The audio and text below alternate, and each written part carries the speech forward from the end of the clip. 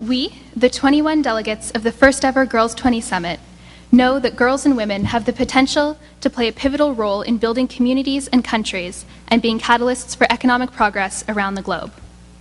We come together in the days before the gathering of the leaders of the world's most powerful nations at the G8 and G20 meetings to be the voice that reminds leaders of the importance of eliminating barriers for girls and women everywhere, and to mobilize change makers worldwide to add their voices to ours. We are here because we know that education opens doors for girls and women, yet nearly 40 million school-aged girls worldwide are not in classrooms. We know that 14 million girls aged 15 to 19 give birth each year, and that pregnancy is the leading cause of death in that age group. We know that newborn children in the least developed countries are 14 times more likely to die in their first month of life. Yet when girls and women work and earn an income, they help forge a pathway out of poverty for themselves and for their families. Many who have come before us have identified the barriers to girls and women making a contribution to progress around the world. The UN has drafted the Millennium Development Goals we need to work towards. We came together in Toronto to chart a way there. In our deliberations, we address the subjects of education, child and maternal health, and economic opportunity, and discuss the ideas that have been shared by girls in 190 countries who participated in a global online conversation in advance of our meeting. We focused on solutions over the 3 days of the summit, and collectively, we have agreed upon a set of recommendations. We call upon the leaders and change makers in our countries and beyond to admit that girls and women are an essential part of the solution to global challenges by considering, building upon, and adopting these recommendations.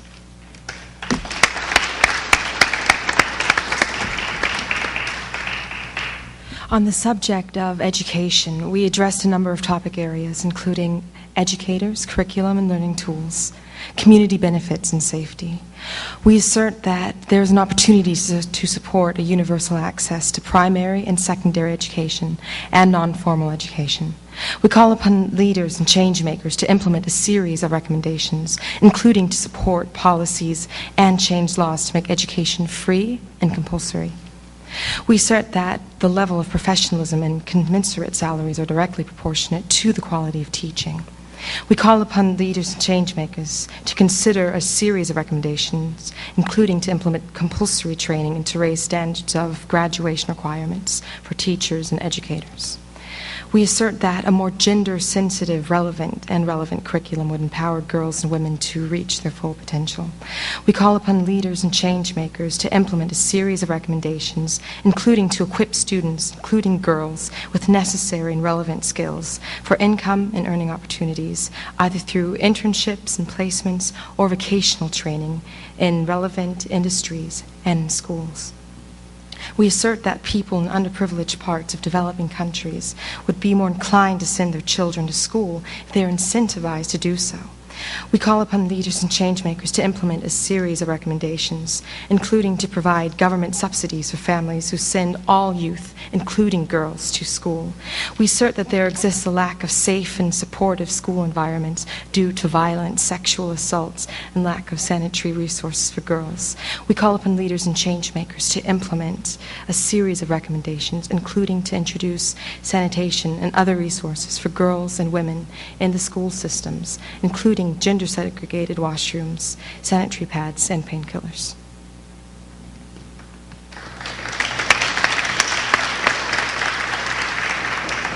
And on the issue on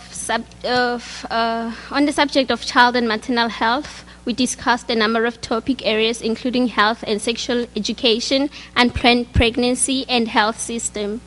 We assert that lack of comprehensive health and sexual health education for both sexes from an early age in schools contributes to higher pregnancy and mortality rates. We call on leaders and change makers to implement a series of recommendations, including to implement comprehensive health and sexual education learning in schools.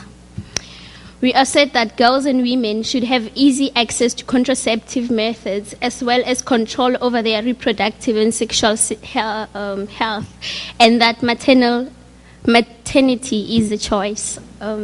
We call upon leaders and change makers to implement a series of recommendations, including to challenge harmful traditional practices like child marriage, which leads to children being involved in early sexual activities when not physically ready to give birth.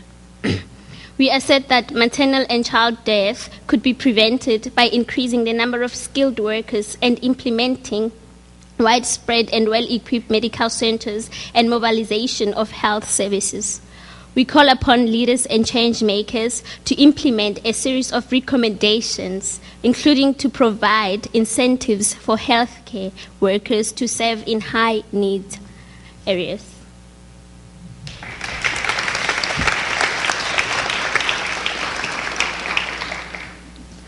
On the subject of economic opportunity, we discussed a number of topic areas including societal and self-value, business development, and employability.